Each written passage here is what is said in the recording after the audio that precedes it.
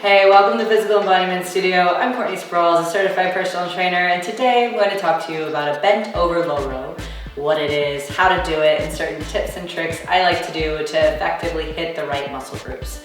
So bent over low row, I'm going to be using a dumbbell set today. You can do this with barbells as well, and there's also machines like cable machines that you can do this with. But today we're purely talking about a dumbbell bent over low row. Now there's different grip positions and wrist positions that are going to change the movement quite a bit. So the first thing I want you to think about is your setup. Your feet are hip distance, grounding through the feet, little bit in the knees, and hinge from the hips, very similar to a deadlift.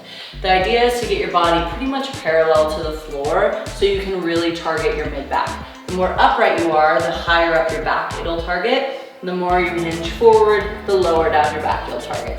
Now in a society where we're very forward-facing and tight in our pecs and weak in our back, it's really important that we target the lats and the lower traps to really effectively create a stronger posture and get your body stable around your skeleton. So let's pick up some weights and talk about it. Now on a hip hinge, we're grounding through the feet, we're lifting through the arches. So that just means pushing your toe and heel into the floor and lifting through the arch. There is a video about the feet strengthening, so be sure to check that out.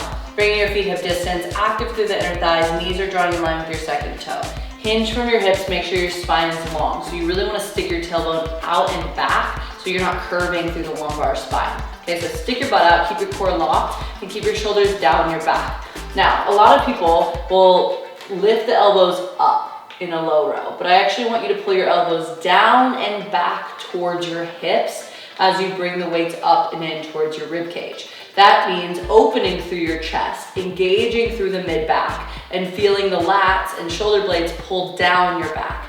Now, if you lift your elbows up, this is going to activate the shoulders and upper traps. We just don't need that. So we're gonna pull the elbows down and back and stop with your elbow in line with your shoulder. If you lift a knee higher than that, you're going to, again, target the traps, and that's just not necessary in this position.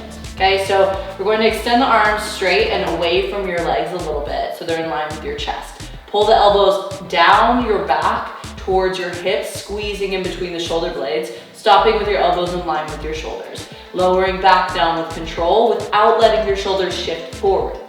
We're keeping the mid-back active the whole time. So starting position, weights are a little bit away from your legs. You're actively pulling the elbows down your back, active through the mid-back, including the rhomboids, lats, and lower traps, and then lower down with control. Now that's with your wrist neutral. A way I like to target a little lower in the back is flipping the palms into supine. So you're hinging from your hips, your palms are forward, supine position, pulling the elbows down and back, extending through the chest, really activating through the back, and then lowering down with control, okay? So you're really active through the mid-back as you pull the elbows down and back. You can flip your palms into prone and bring your elbows a little higher, but this now turns into a high row, which is a whole different conversation. So let's stick with the low row conversation. My preference is either neutral grip or supine. Check in with your body, see where you feel this, and ideally we're going to be practicing engagement through the lats, the rhomboids, a little bit of rear delt, and then lower traps. Okay, hopefully that helps. Make sure that you have any questions. If you do have any questions, leave them below. Be sure to like and subscribe, and I'll see you next time.